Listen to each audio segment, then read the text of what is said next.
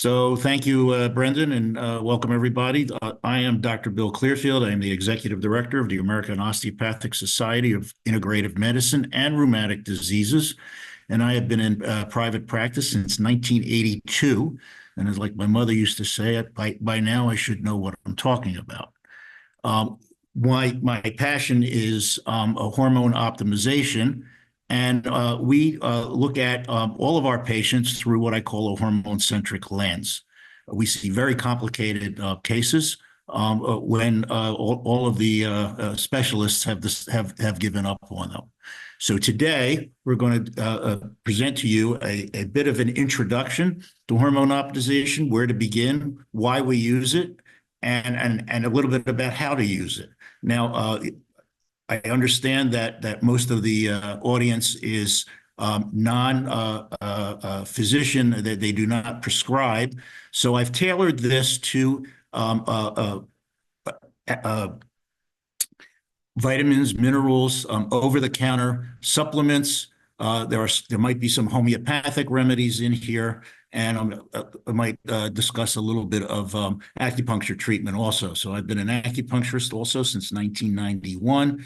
I've been board certified by the American Academy of Family Practice, the American Academy of Anti-Aging Medicine, and the American Academy of Medical Acupuncture. I've also recently, finally, since I'm a DO, got an MD degree. My mother's very happy. It only took 42 years, although it's an HM degree. So in the state of Nevada, in the US, where I live, there is actually a homeopathic board certification and medical license for alternative medicine folks. It's not just physicians. And so with that, we're going to talk a little bit about introduction to hormone optimization, and we'll give you some tips and remedies along the way. So I like to talk, all of my talks, I like to sort of subtitle them with this. Nearly everything we learned about, today we're going to talk about hormones in general, but if it was just testosterone, I'd put in testosterone. If it was glaucoma, I'd put in glaucoma. If it was osteoporosis, I'd put in osteoporosis, and medical school was wrong. So I graduated from the College of Osteopathic Medicine and Surgery in Des Moines, Iowa in 1978. And thinking back on it, I don't think we do anything that we were taught back then. And a lot of the issues that we deal with, especially with hormones, we're going to find out that there was a lot of myths and misunderstandings. And so we're going to try and clear some of those up. This was a CME accreditation, and this is the language that's used. I have no relevant financial relationships with ineligible companies. These are companies that produce goods and products that we're going to sell from out of what we're going to be speaking about. So we have none of those. Here's the objectives, and we're going to talk about why study hormones, the benefits of hormone optimization. We'll talk about some myths and facts. We'll go over what I broke them down into 7 primary and 3 minor. That's just to keep them in, keep the hormones, in my mind, in some sort of order. There is a quiz at the end. I'm going to turn that over to Brendan, and he can pass that out. I'm not going to read through that. And if we have time, we'll talk about some laboratory evaluations and interpretations. So why study hormones? Hormones create homeostasis. Hormones are, the quote unquote, the juice of life. They carry messages from the organ of origin to end organ cells, and they regulate everything, including hunger, emotions, and energy balance. They maintain equilibrium. And I like this little picture here. A body depleted of hormones is sort of like the caterer not showing up to the wedding. You can be functional, but you're hardly going to be in full swing. Or maybe if the band doesn't show up. These are the hormones that we're going to look at. And remember that there are 2 organs in the brain that generate, that's where the hormones are generated from, the hypothalamus and the pituitary. And we have a robust traumatic brain injury clinic also involving hormone, usually depletion, sometimes excess. And that's because we've realized that a lot of the symptoms that patients with traumatic brain injuries suffer down the road, especially psychologic and psychiatric injuries and post-traumatic stress disorder, have a strong hormonal component to it. And we'll touch on that briefly. So these are the hormones that we're going to look at. And the main ones are testosterone, the estrogens. Remember, there's three of those, progesterone, thyroid, growth hormone, insulin, cortisol, and then DHEA, pregnenolone, and prolactin. And lastly, we're going to talk, we may discuss melatonin. So hormonal loss is associated with aging, and whoever put us together many millions of years ago played a cruel trick on us. Our hormone levels usually peak about age 25 to 27, and then they slowly dissipate, and we don't make them quite as well as we did before.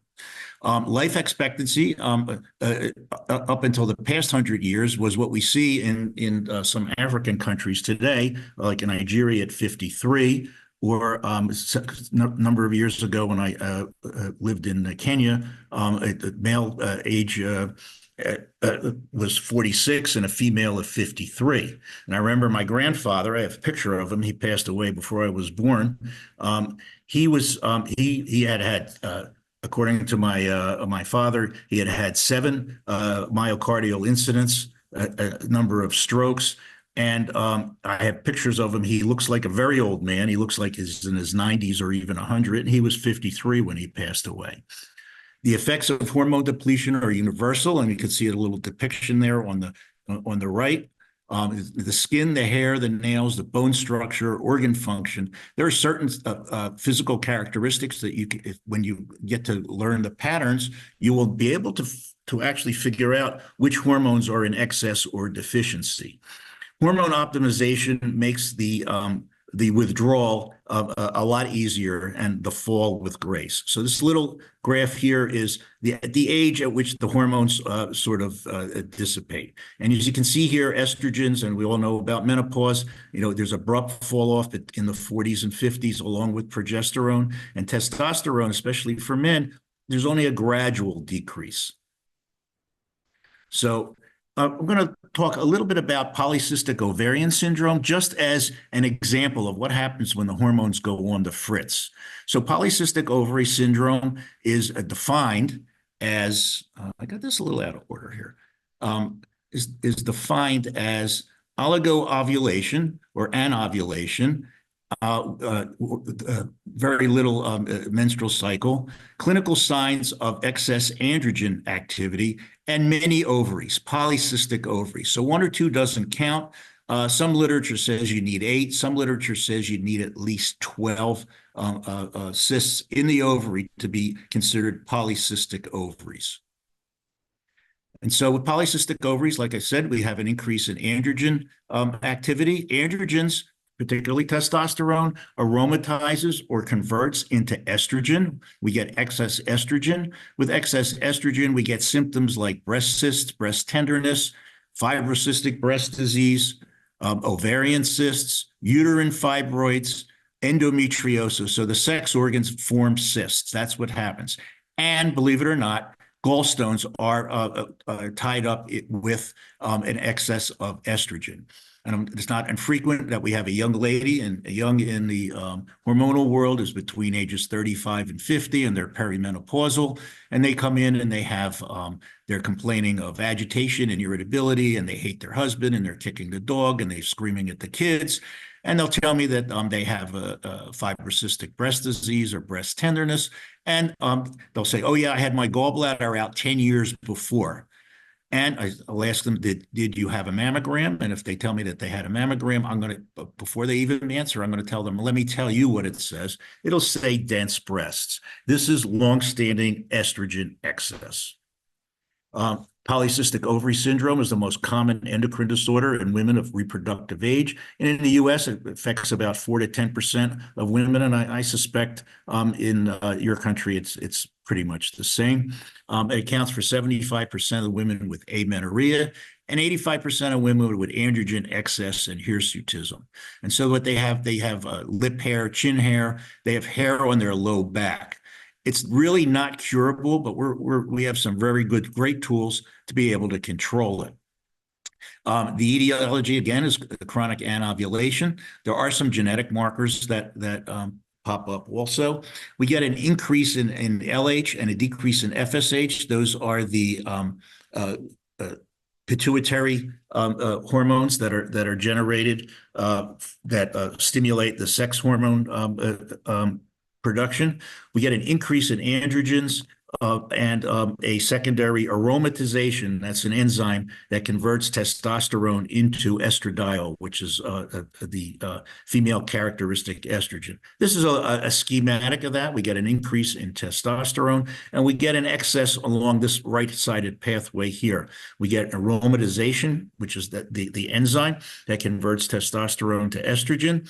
Estrogen affects the brain, the fat, the liver, and the testes. And we will find that these patients have an excess of belly fat because of the excess of estradiol, because of the excess of testosterone. So if we tackle this here and this enzyme here, we can control this. And so part of the idea is that we want you to start picking out patterns so that when we start trying to figure out what we're going to do to help these folks, it's not that big a mystery, and we're able to pinpoint exactly what we want to do. The estradiol affects bone, it affects good cholesterol, it affects brain function, and it affects breast proliferation. No estradiol, no breast proliferation. No estradiol, we get thinning of the bone. So as you go through menopause, as you know, we see a spike in osteoporosis and a spike in LDL, or bad cholesterol.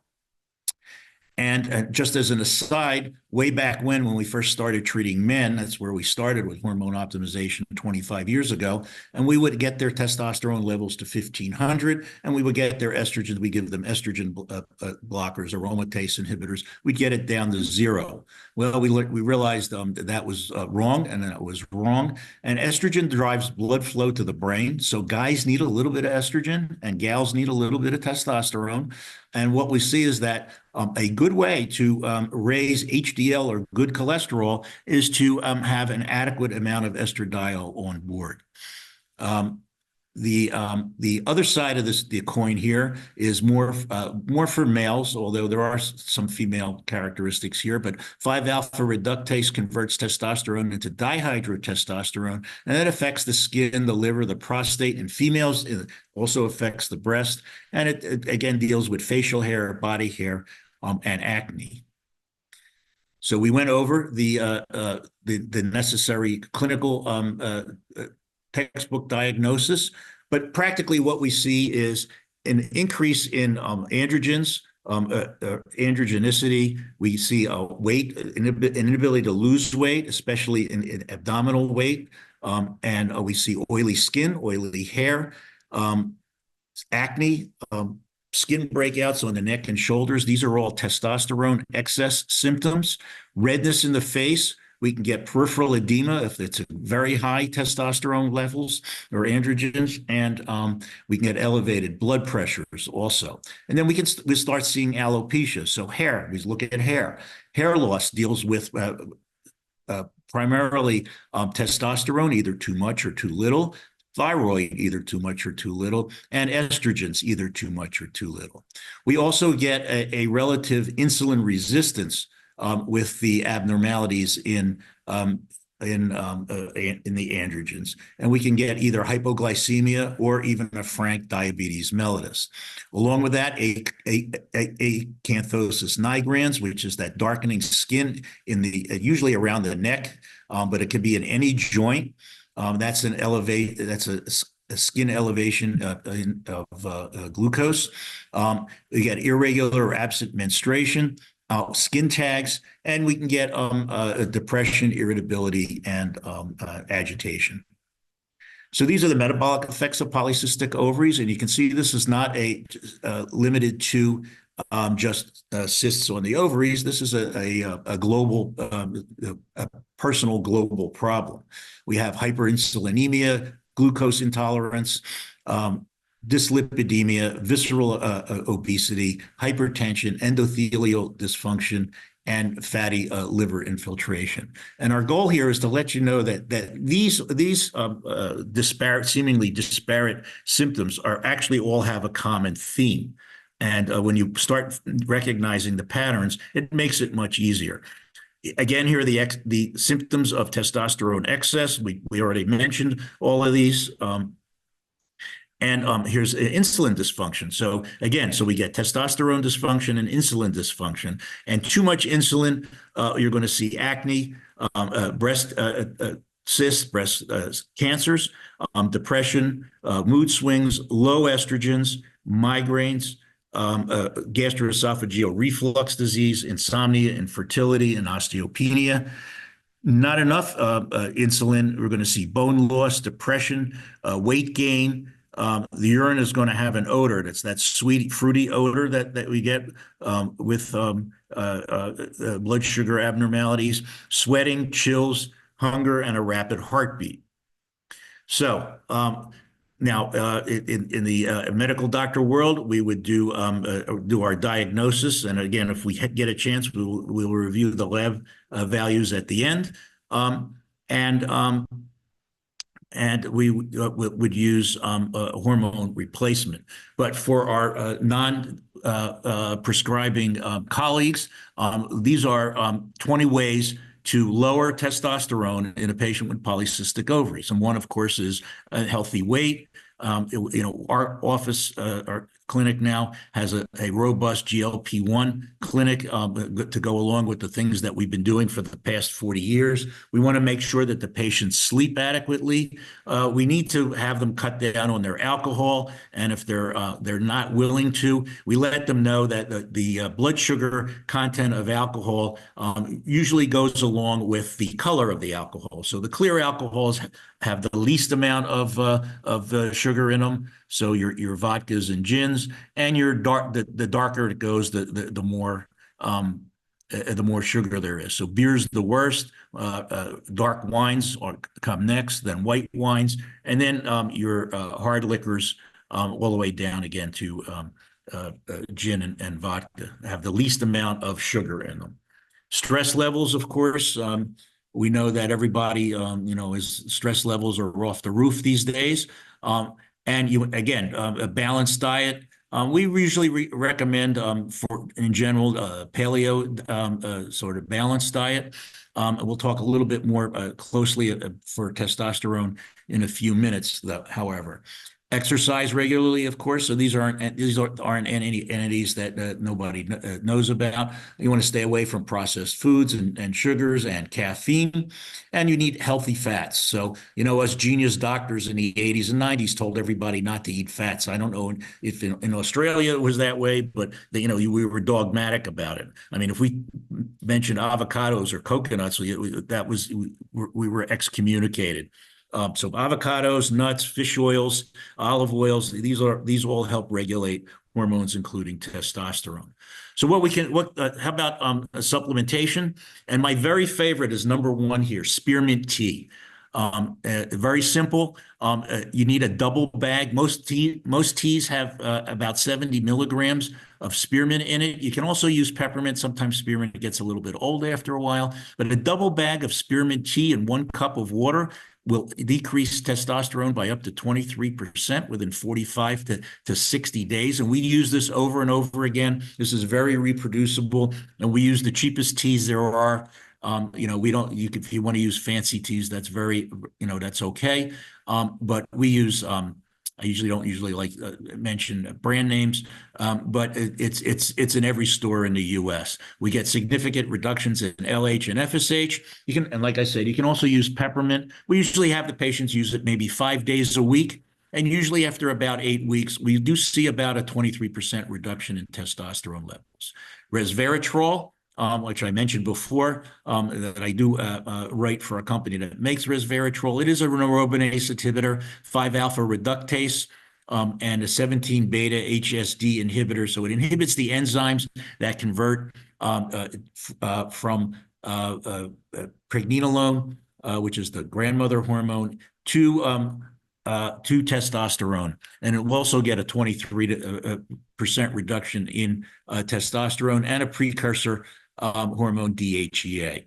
Saw palmetto, which famously used for men for prostate enlargement, is also a 5-alpha reductase inhibitor. It will decrease DHT, and it decreases the number of androgen and estrogen receptors. You need about 450 to 500 milligrams for men, and about 240 to 260 milligrams for women. We take that at bedtime. Chaseberry and black cohosh, 4 and 5, they usually come together in most supplements. They come as a combination, so you mention them together. They have dopamine-like activity. It's a type of phytoestrogen.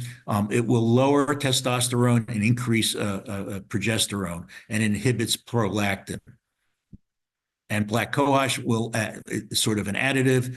It will mildly lower testosterone via testicular release, and will raise estrogens. And we use these two quite frequently for menopausal symptoms, hot flashes, night sweats, brain fog, and it will also temper testosterone levels. White peony is a Chinese herb, about 600 milligrams 3 times a day, will increase aromatase, and it converts testosterone, increases the aromatase, increases testosterone into estradiol. Deglycerinated licorice usually comes as a wafer. We use this quite frequently for gastroesophageal reflux disease instead of the PPIs. It increases LH and progesterone. It blocks that 17-hydroxy dehydrogenase and 17-20 lyase enzymes that converts, again, pregnenolone to androstenedione to testosterone. And we can decrease testosterone levels by up to 26% here. These usually take about 6 to 8 weeks before we start seeing an effect, but they are quite effective.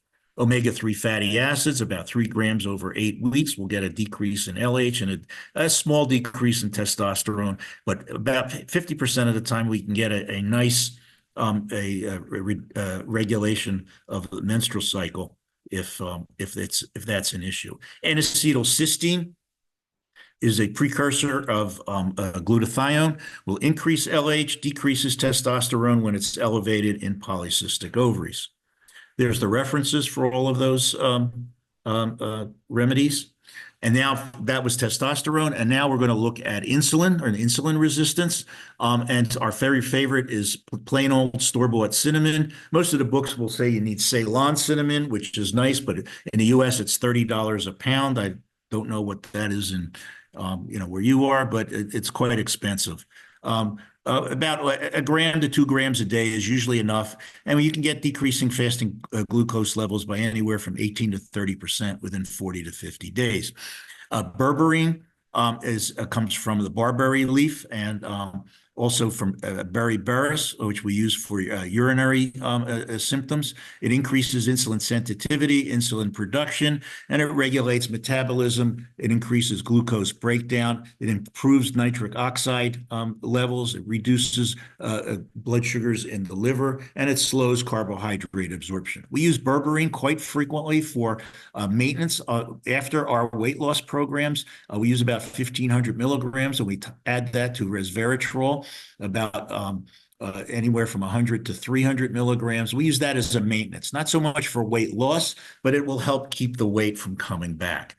Chromium, usually chromium picolinate, will improve insulin sensitivity, and it lowers hemoglobin A1Cs by up to 1%, with 200 to up to 2% with 1,000 micrograms, and that usually that'll take about 6 months. We have some combinations of berberine with chromium, so we get the best of both worlds there. Alpha-lipoic acid is an antioxidant, and it reduces oxidized vitamin C, vitamin E, and glutathione. Also, NRF2 mediated antioxidant gene expression, and it improves AMPK in skeletal muscle. It reduces peripheral neuropathy. And we also have another separate berberine alpha-lipoic acid combination for blood sugar abnormalities with peripheral neuropathy. Magnesium stimulates insulin secretion. We know that magnesium has over 400 different functions. Here we're looking for it to help control blood sugars, and it reduces risks of diabetes mellitus by 22% in those versus those with in the lowest percentile of magnesium levels.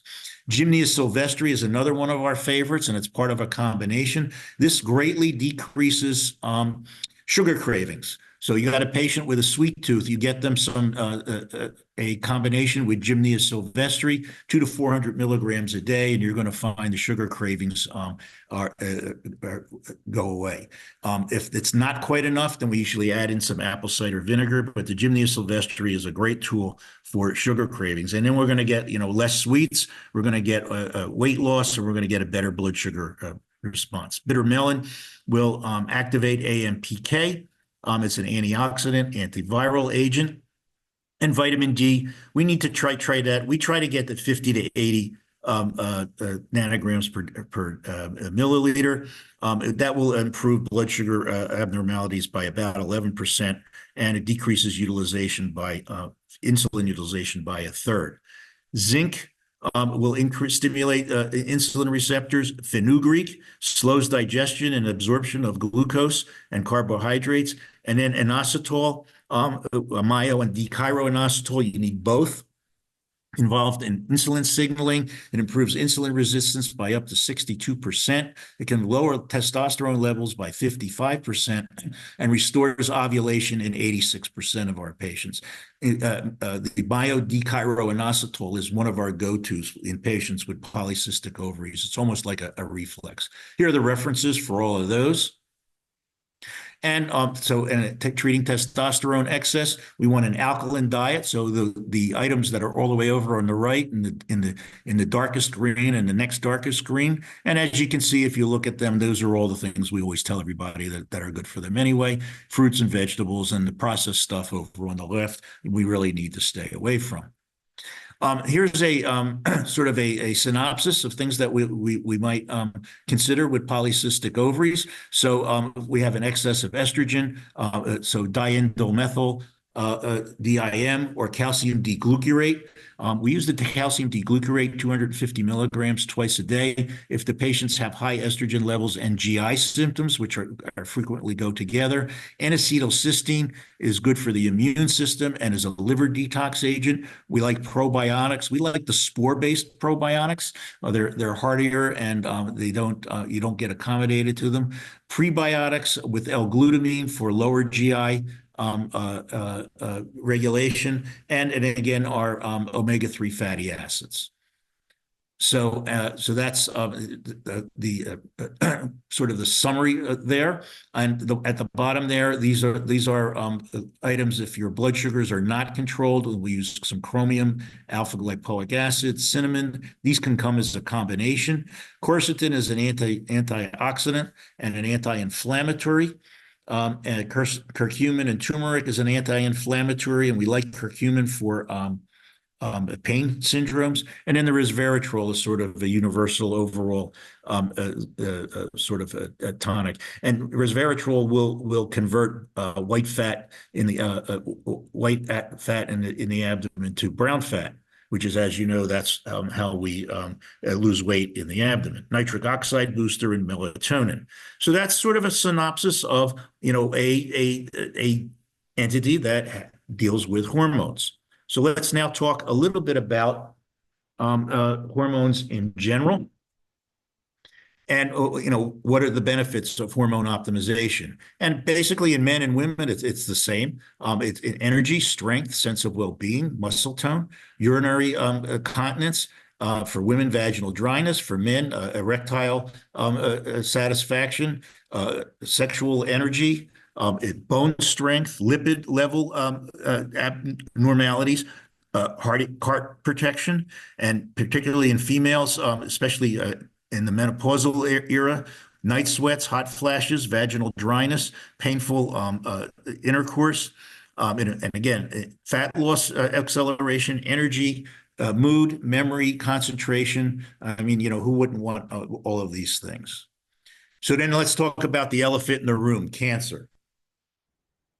So true confession, in 1979, I was an OBGYN resident at Metropolitan Hospital in Philadelphia, Pennsylvania. And we would do what the gynecologists would do. We would do our hysterectomies, and then we would give the patients Premarin, which was the synthetic estrogen. We told them they didn't need progesterone because they didn't have a uterus, and we'd send them on their way. And I remember we would have clinic on Tuesdays and Thursdays, post-op clinic and neonatal clinic also. And I remember saying one day to one of the senior residents, I says, we do these hysterectomies and these patients, half of them come back in 2 years with breast cancer. Why is that? And we never put two and two together. Fast forward to 2002, the WHI study came out. It was ended early because there was a big hysteria that the estrogens were causing cancer. And I remember saying when I heard this, I said, well, I knew this 20 years ago. And so then hormones developed into a bad word. It's a 4-letter word. But it wasn't all hormones that were bad. It was the synthetic hormones like Premarin, which was made from horse urine. And I'm going to show you some chemical structures in a minute here. But the bioidentical hormones, those that are chemically the same as we make and produced by the body, usually came from plant extracts. We didn't see the cancers with that. In fact, they were cancer protective. And more and more big pharmaceutical companies are making these bioidentical hormones. There's actually a bioidentical hormone combination pill with estradiol and progesterone in it. When we get to that, we'll talk about why I don't like pills for those hormones anyway, but they are there. And then there are creams, there are patches, and there are also injectables.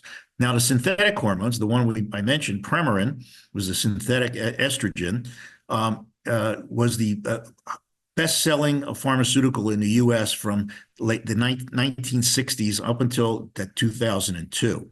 It has unnatural ingredients in it, and an estrogen in combination with a synthetic progestin, not progesterone, but a progestin, has a 69% increased risk of developing breast cancer than women who've never taken hormone replacement at all. Synthetic estrogen alone, given to older postmenopausal patients, older is over 65, sorry, ladies, caused a statistical significant increase in strokes and heart attacks. And synthetic progesterone increased breast cancers, heart attacks, and dementia. And so it was conflated that all hormones did this, and that for the next 10 years, that was the gospel from again from big endocrinology. But those of us that were in the trenches, and this is about where I was getting started with hormone replacement, realized that just wasn't so. We also need to discuss a healthy microbiome. But here is Premarin, which is the synthetic estrogen. And as you can see it here, there's a couple of different forms of it. And this is estrone, which is the one of the natural estrogens. This is actually the bad guy. We don't want this one either. This is the cancer-causing pathway. But this is natural estrogen, and this is synthetic estrogen. And as you can see, you don't have to be a biochemist. These are drugs. This is a hormone. There are only 3 of 10 different estrogens in Premarin. There were 10 types of estrogen. Only 3 of them were human. And so our body, if you think about it, it should take about 30 seconds to figure out why cancers develop. Our body likes to protect itself from outside invaders. And when we start feeding it foreign hormones, particularly estrogen affects mostly the breast, uterus, and ovaries. Our body's going to try and protect itself. And how does it protect itself? It forms cells around those tissues. Well, what is excess cells? Excess cells is cancer. And so we're going to get breast cancers. We're going to get uterine cancers. You're going to get ovarian cancers, and you're going to get endometriosis and endometrial cancers. It should have taken all of 30 seconds to a minute to realize that, and not 30 years of anguish. Premarin alone given to older postmenopausal patients, as noted before, it causes strokes and blood clots. And oral estrogens, even the natural ones, have an increased incidence of blood clots, 5 to 6 times the incidence of those of the transdermal estradiols or natural estrogens. Provera, which is a synthetic progesterone, causes more adverse effects, particularly breast cancers, heart attacks, and dementias. It increases the incidence of all of those. Natural progesterone does not. This was a study done in 2004. So this came out 2 years after the WHI study. And what it shows here is breast cancer incidence per 100,000 women years. This is patients with no hormone therapy at all, 283 out of 100,000. This is patients with just giving them testosterone. As you can see, we have less incidence of cancers with giving patients testosterone than if we gave them no hormones at all. This is estrogen, progesterone, and testosterone, and that's about the same. It's not really much different. But here's your WHI study, and you can see it's more than double. And this is with another one with a synthetic estrogen and a natural estrogen and synthetic progesterone. And you can see, again, there's still a high incidence of cancers here. But testosterone alone, we had less cancer than if we gave the patients nothing at all. This is 23,000 women. This was in 1997 and 2006, a combination study.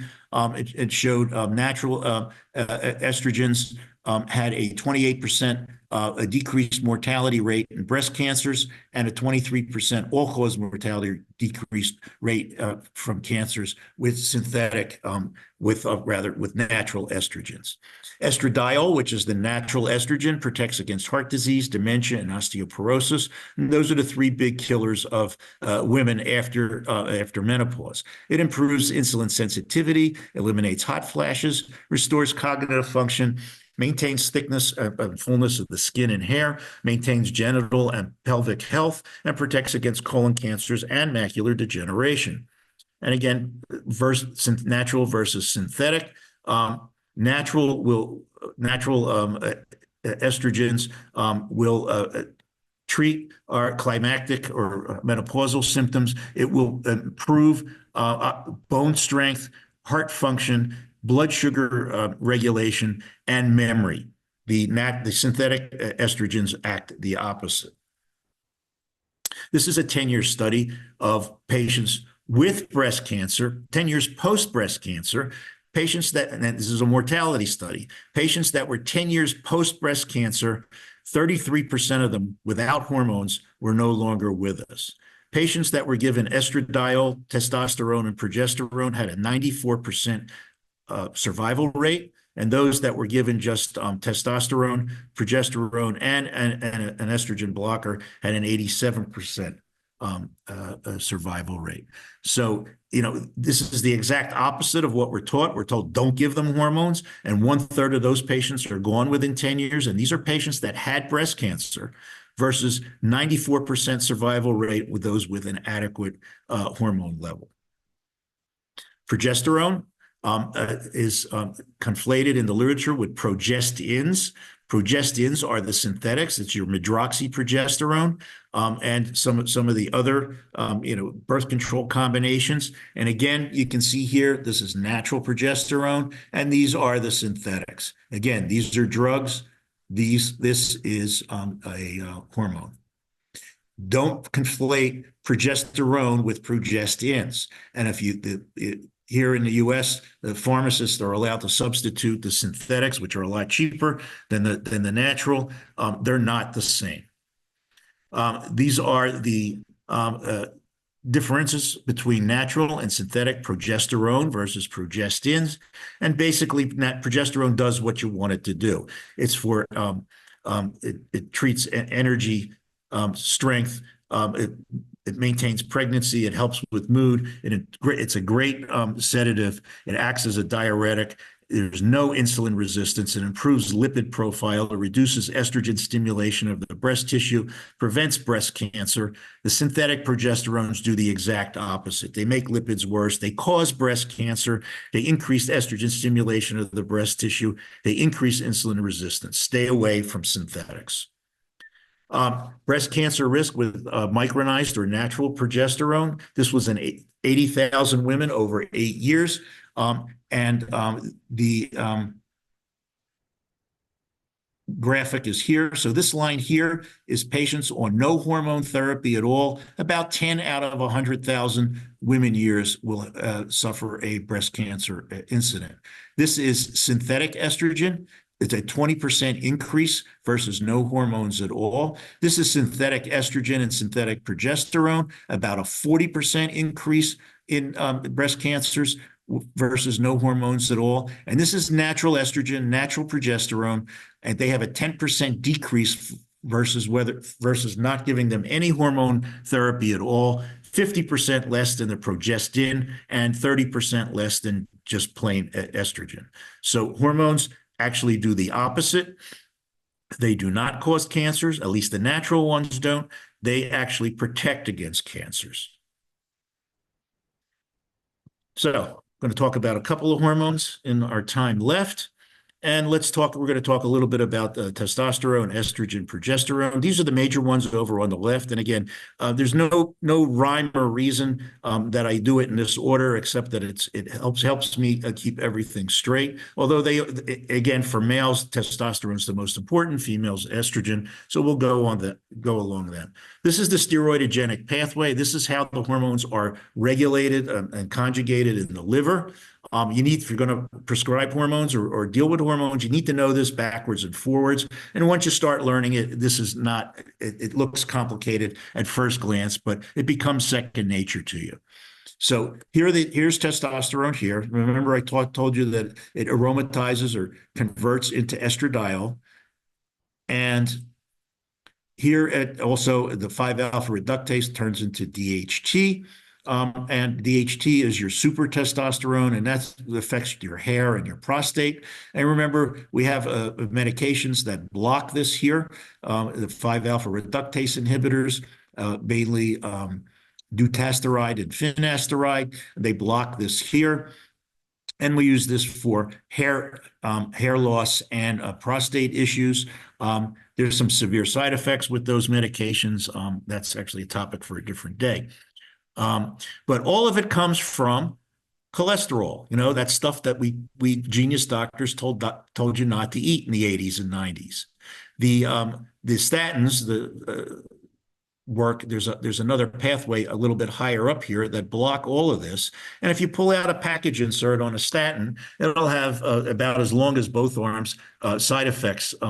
They don't say testosterone deficiency or estrogen deficiency. What they'll say, they'll list them. They'll list each and every one. But if you recognize the patterns, you'll see that when we block cholesterol, you're going to disrupt all of your hormones. And as we mature, those of us in our 60s and 70s are very mature. Well, we don't make this stuff anymore. And when we give you these drugs, we only make it less. Some of the other ones, we say, well, do you really need this? And the answer is yes. But one of the other more important hormones that is generated, again, from cholesterol originally, is cortisol, stress hormone. And then progesterone, we're finding, has many, many uses. We were dead wrong to tell patients once they had a hysterectomy they didn't need progesterone.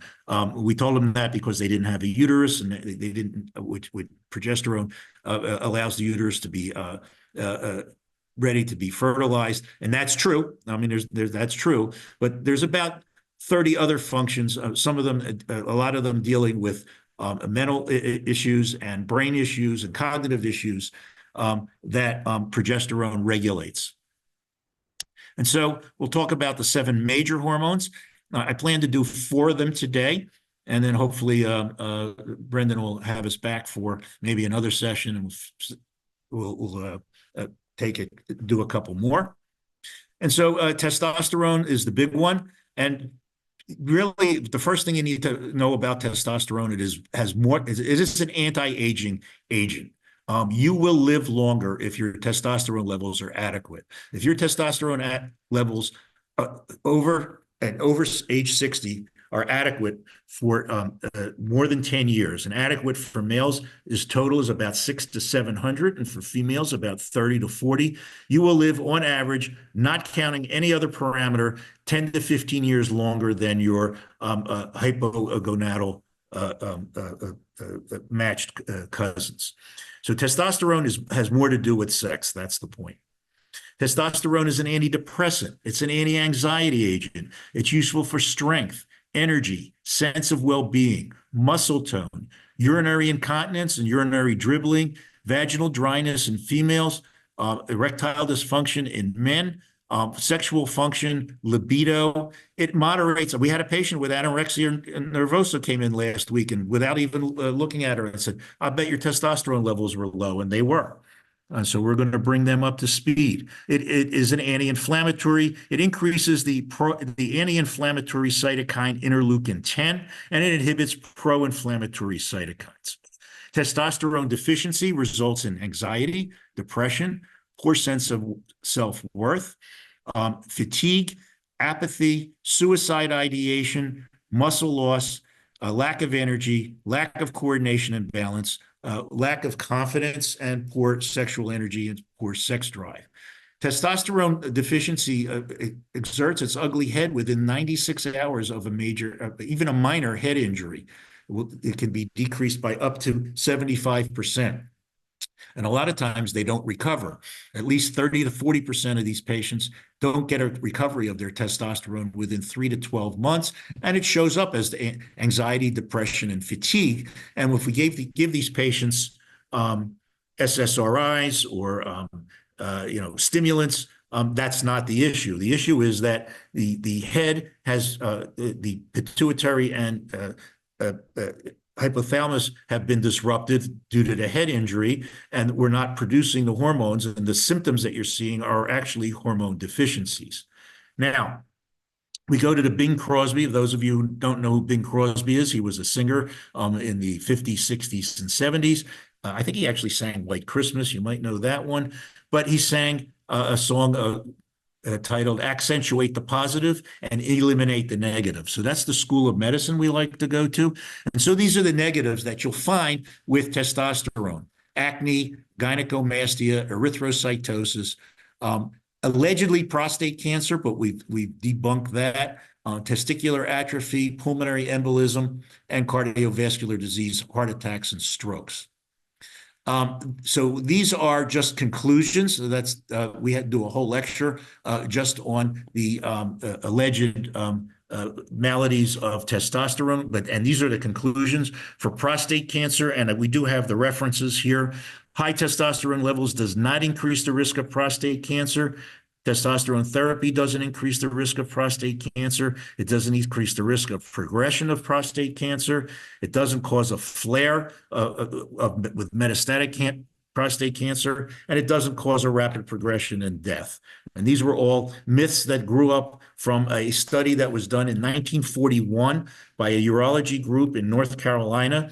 And the study was of 3 patients. They had 3 patients with prostate cancer. They treated them with testosterone. 1 got better, 1 stayed the same, and 1 passed away. And so the gospel became testosterone causes prostate cancer, and with a 67% either neutral or increased rate. Well, it was 3 patients. Nobody looked at that until the 90s.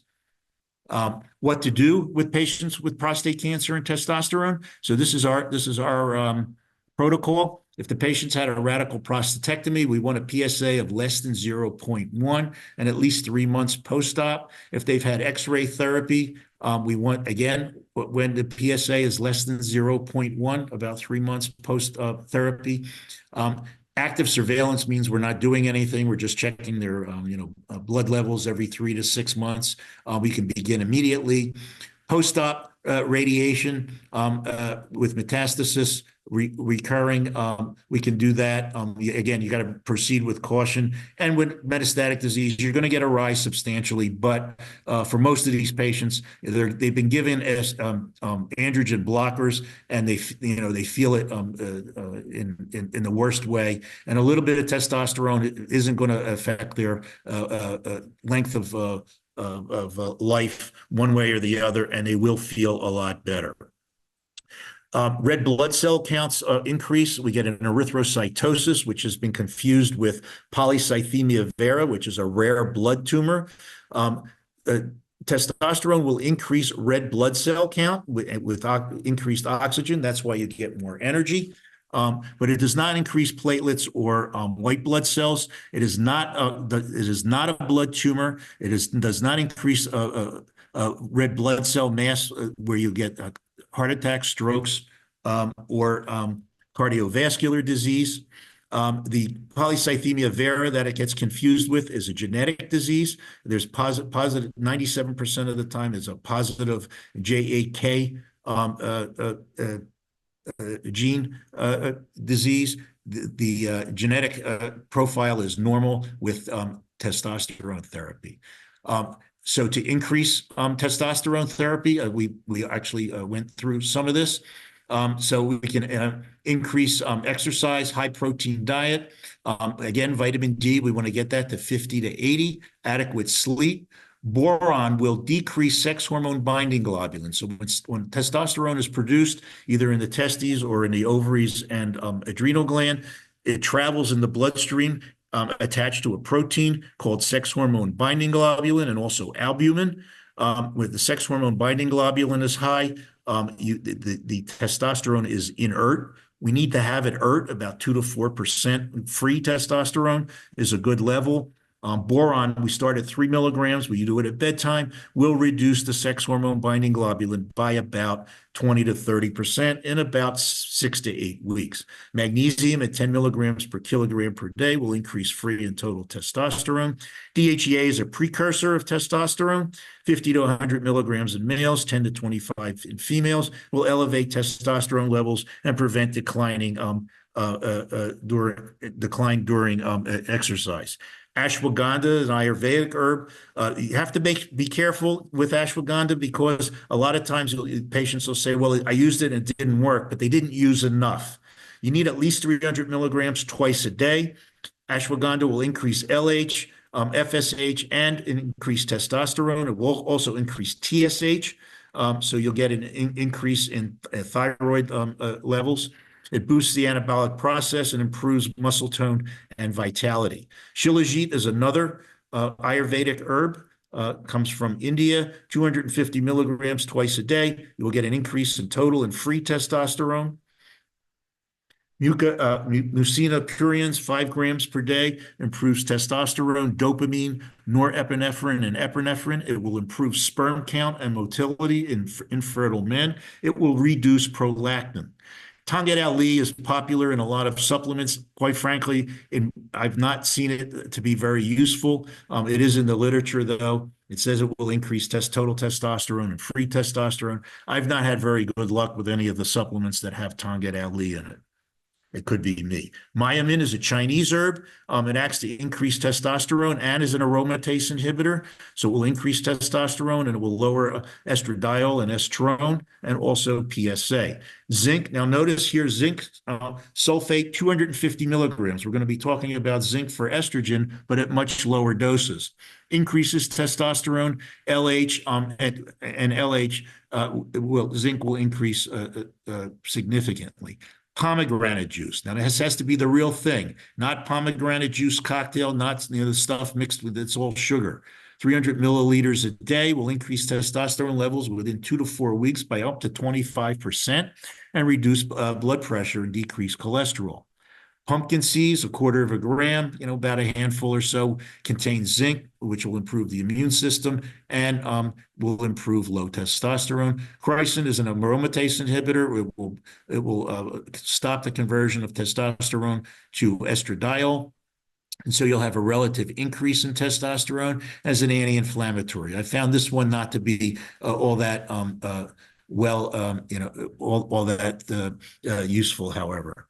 Maca increases libido and improves erectile dysfunction without changing the testosterone or estradiol levels. And selenium and N-acetylcysteine together have lots of uses. It increases sperm count, sperm motility. It will decrease thyroid antibodies also, and it's one of the precursors and nutrients for thyroid function. This is just a schematic of everything that I just told you about with the doses here. And here are the references. Dietary do's and don'ts. So you need protein, an increase in protein, about 20 grams of protein in a shake. And unfortunately, you need animal protein. The plant-based proteins just don't cut it for improving testosterone levels. That's not counting all of the other positive things for plant-based proteins, but if our goal is to improve testosterone levels, you need the animal-based ones.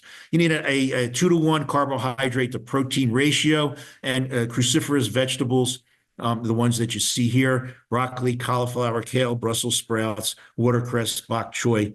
They will enhance or stabilize your estrogen testosterone function. And monounsaturated, your good fats, nuts, olive oil, avocados, coconut oil, and yes, saturated fats, red meat, egg yolks, and dairy will increase testosterone levels. We usually aim for 25 to 35% of our calories from fat, 18 to 20 calories per pound of body weight. Superfoods that increase blood flow by generating nitrous oxide and dilating arteries. Try to get a couple of these a day. There's a couple of formulas here. And, there's orange juice, pomegranate juice, those kinds of things. Blueberries, blackberries, pomegranates. Don't over protein yourself. Don't over fat yourself. And don't over carbohydrate yourself. And limit alcohol to 5 to 10 ounces a day. Estrogen. Devil or angel. So estrogen has 400 functions. The ones in the blue here are the most important ones. They increase metabolic rate, improve insulin sensitivity, dilate small arteries, increase blood flow to the brain. And so when we used to treat men with aromatase inhibitors to block estrogen totally, we would start getting guys with memory loss. They put their keys in the freezer. They wandered out into the desert here, didn't remember how they got there. They drove their car through the back of their garage. So we quickly, and then they were having balance issues. We quickly realized that this was a big problem. It maintains collagen in the skin, and it helps accumulate plaque in the arteries. It will reduce heart disease risk by 40 to 50% with adequate estrogen levels, particularly women who are postmenopausal within the first 10 years. It acts as a natural calcium channel blocker, will help lower blood pressure, enhances energy, mood, concentration, and bone density. It aids in the transformation of neurotransmitters in the brain, such as serotonin, and a lot of the antipsychotic medications are actually estrogen-like. Estrogen deficiencies result in hot flashes, night sweats, brain fog, belly fat, wrinkles, especially around the mouth, increased insulin resistance, osteoporosis, blood sugar abnormalities, heart disease, cognitive dysfunction, and too much estrogen. We discussed that with the polycystic ovaries. Estrogen causes cysts, so cysts in the affected organs, the breast, the uterus, and the endometrium, and also gallstones, bloating, and fluid retention. And when we get an excess estrogen, we usually have a relative low progesterone. So low progesterone deals with agitation, irritability, can't sleep, or libido, headaches, short-tempered. In men with too much estrogen, they get the so-called man boobs, gynecomastia, prostate enlargement, and they have some emotional lability and tearfulness. Ways to raise estrogen, again, so soybeans and soy products, plants that mimic estrogen in the body, black cohosh and chasteberry, numbers 2 and 5 here. Like I mentioned before, usually come together. They are not estrogen, but they have estrogen-like activity. Red clover contains isoflavones that can improve menopausal symptoms up to 50%, and they can significantly change estradiol levels by 20 to 30%. No change in FSH, testosterone, and sex hormone binding globulin. And it does not change the endometrial stripe also. Dong Quai is a Chinese herb that has estrogen-like activity. It reduces FSH and LH and increases estradiol. Flax seeds contain ligands of alpha linoleic acid that shifts the estrogen metabolites from the harmful ones to the non-harmful ones. Magnesium is an adaptogenic compound that lowers estrogen levels, increases lower high estrogen levels. It will raise low estrogen levels. And again, adequate vitamin D. You're noticing that's a theme here. We want the vitamin D levels to be between 50 and 80. Vitamin D comes in 1,000-unit intervals. Every 1,000 units will increase vitamin D by about 8 points, about 8 points. On the 25 hydroxy vitamin D scale. So a patient with a vitamin D level of 25, we want it to be 50 to 80. The midpoint is 65. So 5,000 units, 5 times 8 is 40 and 25, and that'll get us right to the midpoint at 65. There's also a once a week, 25,000 and 50,000 unit time-release vitamin D. We do use that quite frequently, and it's pretty inexpensive. Boron raises estrogen levels by decreasing again, the binding proteins, just like in testosterone. Evening primrose oil contains gamma-linoleic acid and phytoestrogens. Broccoli derivatives contain indole-3 carbinol and inhibits estrogen receptor alphas. It has an anti-tumor effect. DIM, we mentioned before, is a little bit more stable form of indole-3 carbinol. Sulforaphane is a broccoli extract, and it shifts the metabolites of estrogen to the more favorable ratio. And cruciferous vegetables, broccoli, kale, cauliflower, will improve estrogen deficiency symptoms. Maca, again, reduces cortisol levels, and it acts as an adaptogenic mediator. Again, so low estrogen, it will raise it to a midpoint. High estrogens, it will lower it to a midpoint. It improves libido, sexual dysfunction, especially if taking antidepressants. Here are the references for that. To lower estrogen, usually we're going to use our aromatase inhibitors. There are medications that do that, but in the herbal world, again, chasteberry and black cohosh work nicely. Resveratrol, a little bit different dose, 250 milligrams twice a day. Spearmint tea, like we used with testosterone. And again, with 100 milligrams, you need a double bag. So usually a bag of spearmint tea is 70 milligrams. So we put 2 bags in 1 cup of water. Deglycerated licorice, we mentioned that with upper GI symptoms. And estrogen excess, omega-3 fatty acids, N-acetylcysteine, and selenium. Remember, we recommended that. Quercetin and nettle is very good for seasonal allergies and also estrogen dominance. Progesterone. So this is the second half of your cycle. And again, accentuating the positive, it promotes estrogen balance. It improves sleep. It has a natural calming effect. It lowers high blood pressure. It helps the body use and eliminate fats. It improves scalp hair, balances fluids, increases the beneficial effects of estrogen on blood vessels. That is, it helps maintain vascular dilatation. It acts as a natural diuretic. It's a natural antidepressant and a natural anti-inflammatory. Low progesterone is thought to have a role in breast cancers now. So this is a study of 722 patients over 33 years. I mean, that's a long time. They were diagnosed with infertility and luteal phase, so the around days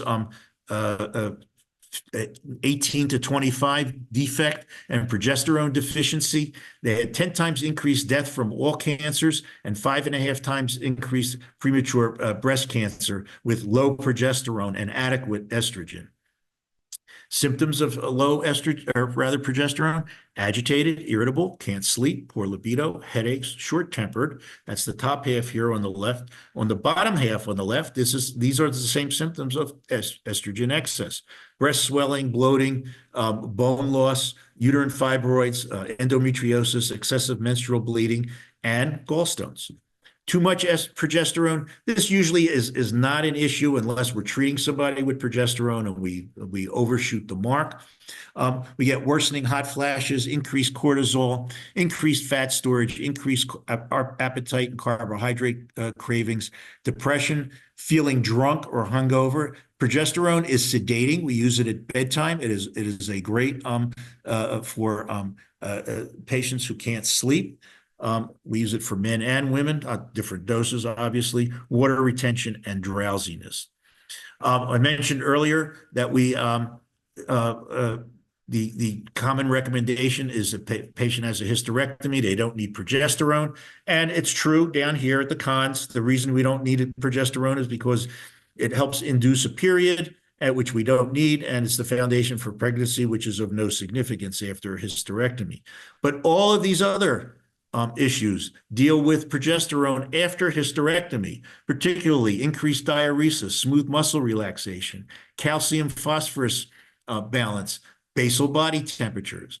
It's a sedative and it's an analgesic. It improves memory. It improves bone density. It is immunosuppressive. It reduces neuronal loss in traumatic brain injury. It improves thyroid function. It reduces breast cancer risk, memory loss, slow thought processes, mood changes, impulsivity, stress, anxiety, depression, suicide ideation, emotional flatness, thromboembolic risk.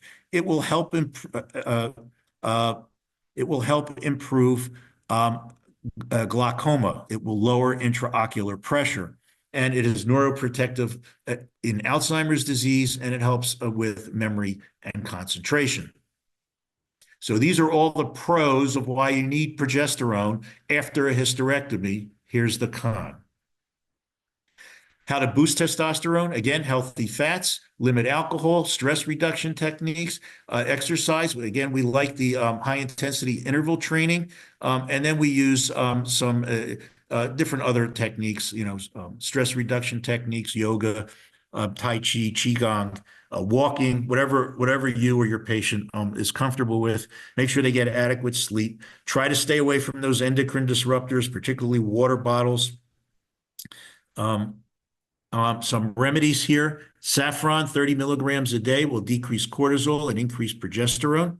We'll get a 32% reduction in depressive symptoms. Vitamin B6, we usually use about 500 milligrams a day, decreases prolactin, estradiol, and increases progesterone. It's very good as a GI for morning sickness for pregnant patients. And we also use this in our GLP-1 formula for tempering the side effects of the GLP-1s, especially the severe nausea. Chaseberry and black cohosh, as we mentioned before, reduces prolactin and will stimulate progesterone. Green tea extract reduces LH, estradiol, 16-hydroxyestrone, and increases progesterone. Zinc. Now, notice here, zinc for testosterone, it was 250 milligrams. Here, it's 15 to 30. Increases FSH and the number of binding sites of progesterone receptors. It will increase progesterone. Swedish bee pollen. This is since this was a CME lecture. It's a company that makes flower pollens that mimic progesterone. It contains royal jelly and chromium picolinate. You can send me an email. I'll give you the brand name afterwards. Arginine, 6 grams, is a nitric oxide donor, increases corpus luteum blood flow by 100%. Vitamin C and E increase blood flow and increase progesterone levels, at least temporarily, by up to 77%. And then bone broth will improve gut health, which improves hormone health. Here's a schematic of that with the doses. You can print this out and put it by your desk side and just do a quick lookup. Here's the references for all of that. To lower progesterone, again, usually lowering progesterone is not an issue. I hardly ever have to do it. It's if we've overtreated them and they have symptoms. But increasing fiber, exercise, stop smoking, again, adequate vitamin D levels, reduce stress, and refer to the estrogen boosters that they balance each other out. The thyroid. So thyroid is that little gland in your neck, and what it does is I ask the patients, what does it do? And we get all sorts of answers. A patient will come in and say, I've had thyroid disease for 30 years. If I ask them what it does, I'll get all sorts of answers. But basically, it's your gas pedal. It tells your body how fast or how slow to go. It makes 4 hormones. 2 of them are major ones. And we're recognizing that at least a third one has some role to play in balancing thyroid. So there's T3 and T4. The T, by the way, stands for tyrosine, which is the protein, which is the backbone of the thyroid molecule. The number, there's a 1, 2, 3, and 4, are the number of iodines attached to the tyrosine. The thyroid also produces calcitonin, which maintains calcium balance and bone density. And in the U.S., the standard of care for hypothyroidism is to give patients levothyroxine, Synthroid, synthetic thyroid, which is just T4. And so we end up with calcium issues and bone issues. In fact, it's considered a side effect of levothyroxine therapy. It's not really. It's just that we're not replacing the thyroid. We're replacing one component of it. They're the major regulators of growth and system utilization. This is a schematic of the thyroid hormones. Here's that tyrosine that I mentioned. Sort of looks like it's got a head with no arms and a body and some legs. This is T4. This is T3. This is the usable portion of the thyroid hormone. This is an inert. This is called a reverse T3. And we use this as a proxy for cortisol or stress hormone. And so when we have a lot of stress, and there's a couple of other reasons for it, it's a couple of medications, sometimes blood sugar abnormalities, it will produce this upside down T3 or reverse T3, which is inert and does not work. So when we get a thyroid panel, we want a free T3 and a reverse T3. The total T3 doesn't do us much good. The T4 is the store unit, and 80% of the time, our body converts T4 to T3, and when everything works okay, patients aren't coming to us. These are the symptoms of thyroid issues. 98% of the time, the patients you're going to see are hypothyroid, so that's what we concentrate on. So again, for thyroid, hypothyroidism, dry skin, dry hair, fingernails crack and break, constipation, can't lose weight, cold all the time, tired all day long, weight gain that the patients can't seem to lose, and the outer third of the eyebrows become thinned out. Now, you can become a bit of a junior endocrinologist by looking at the patient's eyebrows. The inner third of the eyebrows are usually the sex hormones, estrogen and progesterone in females, and testosterone in males. The middle third of the eyebrow is growth hormone, and the outer third is thyroid. If you look at enough of them, you'll start recognizing the patterns. It's pretty easy, especially women will tell you that their eyebrows are thinned out. Guys don't really usually care. And they'll tell you that they're always working on them. That's a clue that there's the thyroid issue. The first symptom of hypothyroidism, which will occur up to 5 years before any of the lab studies change, is an unexplained anxiety, an anxiety that came on out of the blue. The patients don't know where it came from, and it seems to linger. It doesn't go away. And usually by the time, and it's a retrospective issue usually, because by the time they get to us, they've already had their anxiety and they've been on their anti-anxiety medications, and most of them have been, looked at as far as thyroid's concerned, but we need to look at their immune system also, which is a big component of thyroid disease, which is usually overlooked. Hyperthyroidism, we're going to get some hair loss, that bulging of the eyes, sweating, basically the opposite of hypothyroidism, abdominal pain, diarrhea, difficulty sleeping, tremors, heat intolerance, nervousness, and weight loss. So why does the thyroid go on the fritz? In the conventional medical model, there's a failure to convert T4 to T3, and sometimes the docs here will look at nutrients, but not often. In the integrative model, the one that we look at, there's a lot to deal with. Diet is important. Particularly gluten. Patients with thyroid disease are very sensitive to gluten, and they have a lot of food allergies. They have toxin exposures, especially to mercury and lead. Infectious diseases, particularly Epstein-Barr virus. Patients had mononucleosis when they were in their teenagers, and now 10 years later, they have full-blown autoimmune thyroid disease. HP axis insufficiency, so these are cortisol, stress hormone, either excesses or deficiencies.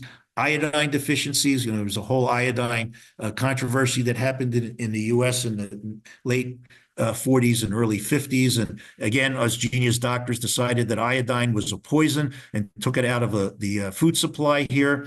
And at the same time, they put fluoride in the water. So fluoride and iodine are in the same chemical composition or similar. And so we had a full-blown Hashimoto's thyroiditis, autoimmune crisis about 5 years after that happened. So 1947 was the witching hour for the fluoride iodine fiasco. And then by 1952, we had a full-blown autoimmune hypothyroid crisis.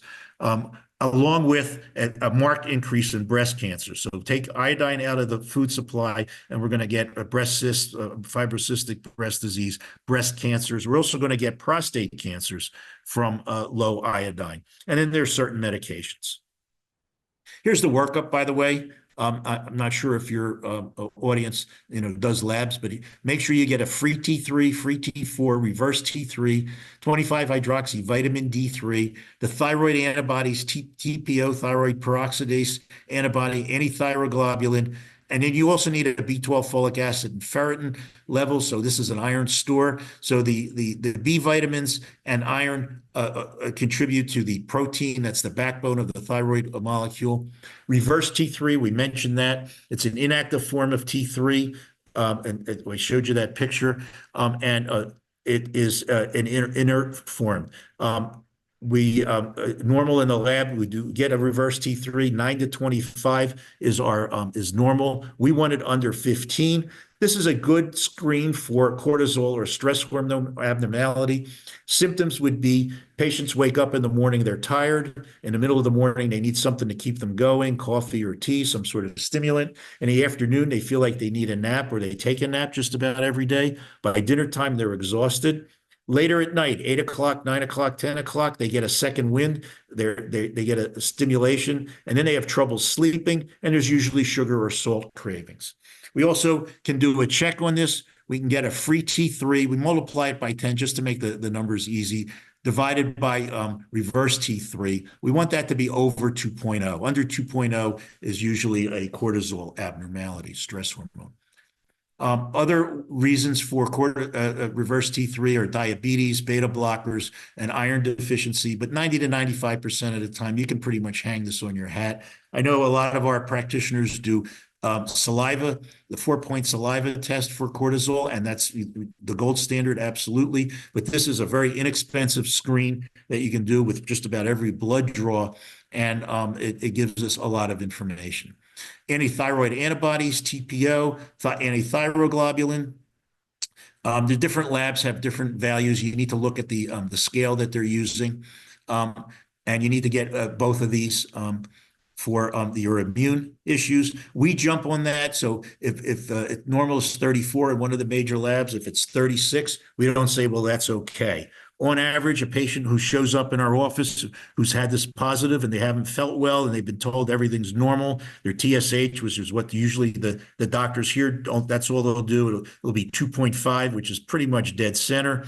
And then we'll get their thyroid TPO levels, and it'll be 400 or 600. My world record is 4,226.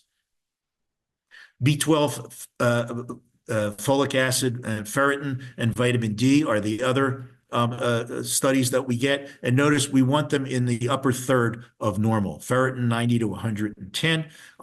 We use elemental forms of iron, iron glycinate, which is much less stressful on the stomach when we replace iron, and again, vitamin D. Here's a schematic of our integrative model. This is what to do with all the lab tests here. This is the way to improve thyroid function. Again, the conventional medical model, it's T4 and that's it. We do use T3, T4 combinations.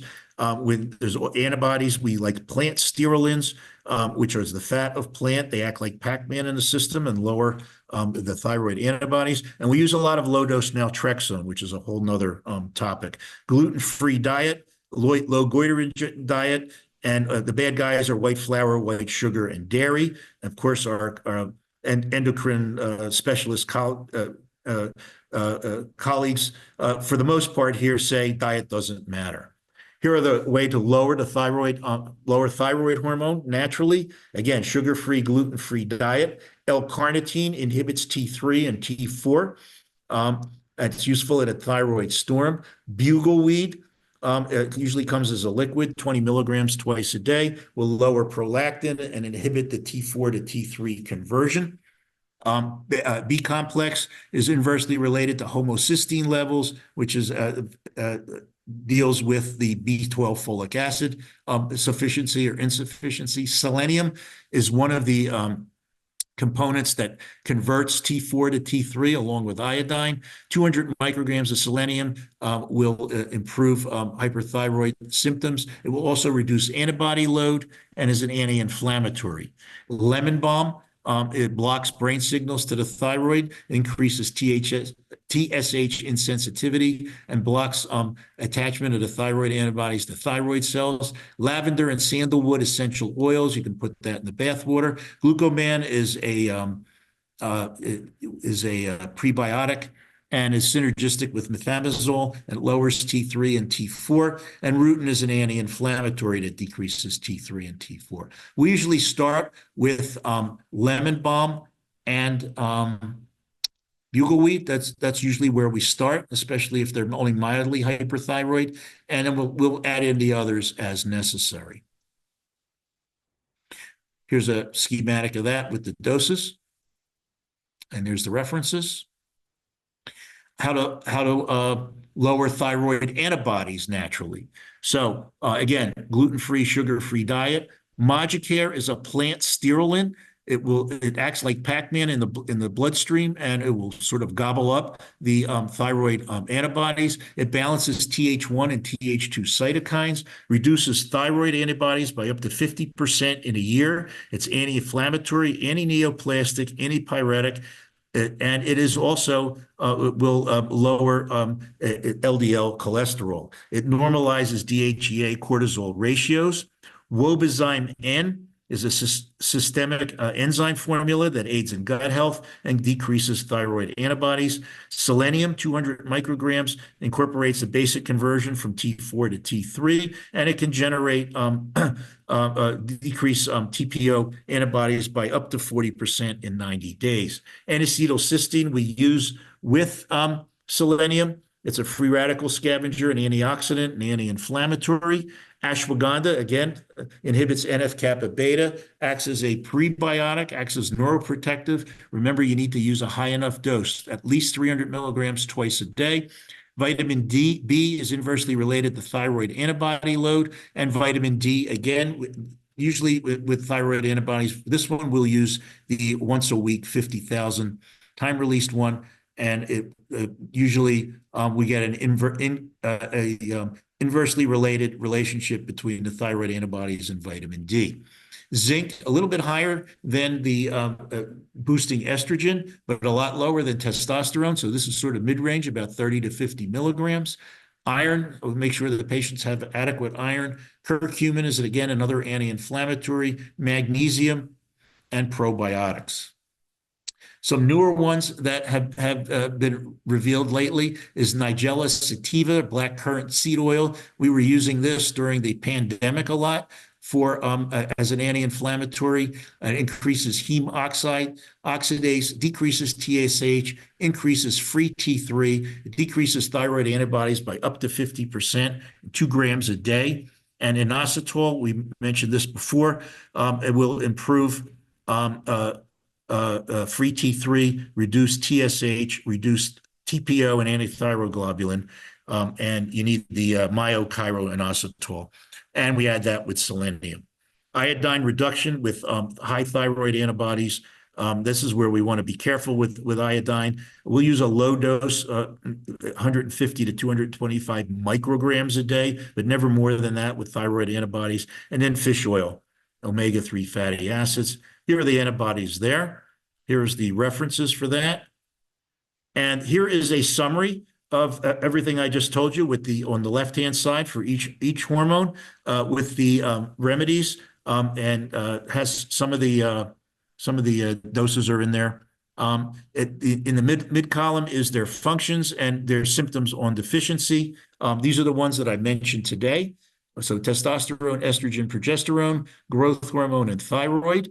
And I think, Brendan, I think we'll stop there. I think that's a good introduction. That's a terrific introduction, William. I got a number of questions for, well, there's really only one question, is that what does a typical care plan look like? If you go back to that summary slide, are you using all of those or are there specific combinations? Yeah. Let me go back. Let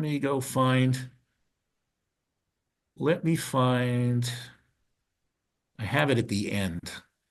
So let me see if I can. There is the third one up. Yeah, I know, but I have. You want to know what a workup is? Like, what's our how we do an evaluation? What a typical care plan looks like for these people. I mean, you've given us a lot of solutions. In practice, however, are we? Well, we do a history. Yeah, actually, we do. Again, over time, it takes some time, especially if you're not used to this. But we do a history of, and I go through all of these. I sort of have it in a, let me find it here for you. Yeah. So here's a history. Okay. This is what you need to ask the patients. And so I have it, and it's fairly succinct. It's not all that hard. I actually have a checklist that we use.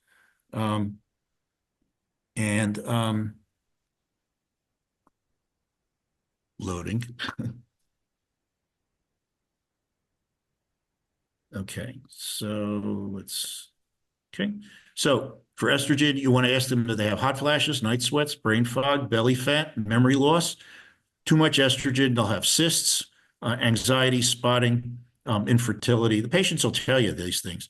For progesterone, it's agitation, irritability, can't sleep, poor libido. Testosterone, anxiety, depression, poor sense of self-worth, urinary incontinence, vaginal dryness, or erectile dysfunction, depending on the sexual orientation, I guess.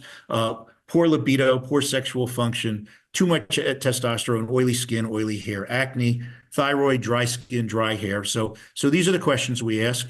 And if you want, I mean, I can send you sort of our intake form. But these are the questions we ask. So it's these three slides. This is the same thing that I showed you, but it's the with the hormones themselves. The laboratory here's the laboratory that we do. Okay, so this is the workup that we do right here. So again, we do a CBC, chem profile, lipid profile. We get a C-reactive protein, that's an inflammatory marker. Homocysteine, which is a marker for a nutritional marker, and it can be a marker for heart disease. We get a fasting insulin, 25-hydroxyvitamin D, and then PSA, total and fractionated. We get zinc and zinc levels. Any of the zinc, magnesium. You want to get a red blood cell level. You don't want just a plain zinc or plain magnesium. That you need to know what's in the tissues. Then we get testosterone, DHEA, sex hormone binding globulin. For females, we get estrone, estradiol, and progesterone. IGF-1, which is a proxy for growth hormone. IGF-1 BP3, which is a growth hormone transport protein. free T3, free T4, reverse T3, TPO, antithyroglobulin. If they have hyperthyroid symptoms, we'll get TSI. That's the antibody for Graves' disease. And then pregnenolone and prolactin. So this is our workup right here. Okay, and believe it or not, we have a lab that does this for about $300 US for cash, which is a pretty good price.